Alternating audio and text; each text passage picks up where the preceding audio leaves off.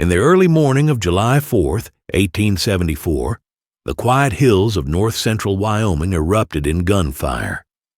What became known as the Battle of Bates Creek saw U.S. Army troops under Captain Alfred E. Bates launch a surprise assault on an Arapaho encampment.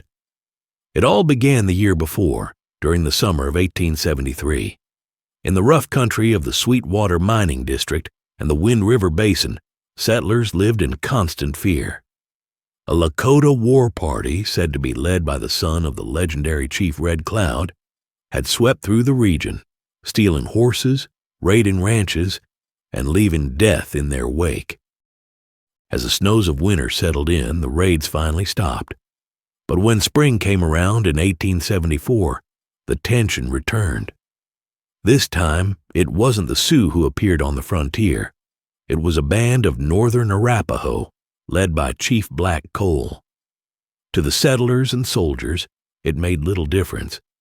The Arapaho were close allies of the Sioux, and most folks along the frontier believed trouble was brewing once again, high in the rugged wilderness between the Owl Creek Range and the southern Bighorns.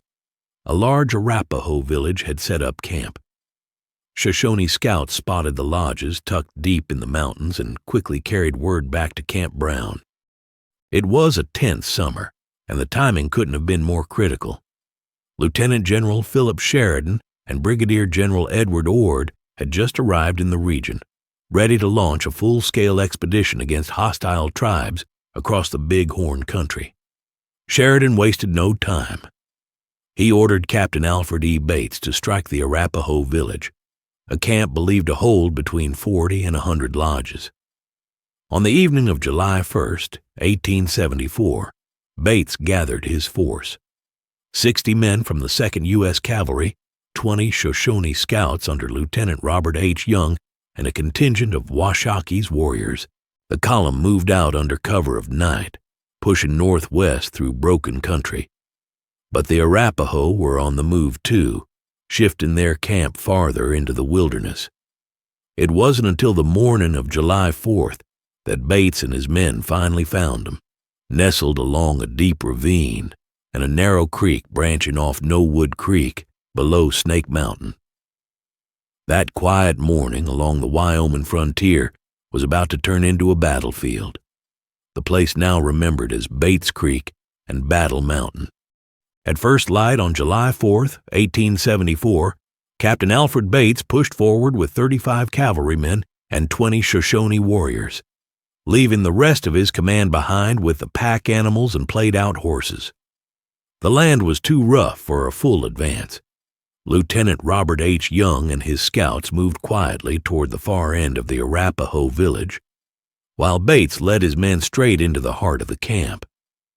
But the Arapaho were ready. Shots cracked from the shadows of a ravine, and Bates's men charged in, driving the warriors out and down the gully. Within minutes, the Arapaho regrouped on the cliffs above, turning the rocky slopes into a fortress. From their high ground, they poured deadly fire onto the soldiers below. 2 troopers were killed, and 3 more went down wounded in the first furious exchange. With his men exposed and running low on ammunition, Bates made the hard call to pull back, leaving their fallen behind. Lieutenant Young was badly wounded and nearly captured, but a civilian scout named Cosgrove risked his life to drag him out under fire. Amid the confusion, Bates lost contact with the Shoshone fighters, who were still locked in a brutal struggle inside the village. In the chaos, Peyaquite, one of Washaki's warriors, was struck down while fighting his way into the heart of the camp. Another Shoshone brave fell in a desperate hand-to-hand battle before a lodge, both men dying where they stood. When Colonel Bates and his men finally pulled back, the Arapaho couldn't give chase. Too many of their horses had been lost in the fight. When the dust settled, reports said 4 U.S. soldiers were dead and another 5 or 6 wounded. The Shoshone allies counted 2 dead and a few more hurt. The Arapaho, though, suffered the heaviest losses, around 25 killed and nearly 100 wounded, including their leader, Chief Black Cole. Some accounts later claimed their casualties were closer to 10, but no one could say for sure. Bates's command also captured about 350 horses out of the 1,200 or more tied to the Arapaho village. A hard blow for any Plains tribe. The clash would go down in history under several names: the Battle of Young's Point, the Battle of Snake Mountain, and the No Wood Battle. Today, the site rests near Lysite, Wyoming, marked on the National Register of Historic Places, a quiet patch of land that once echoed with gunfire and the cries of warriors and soldiers alike.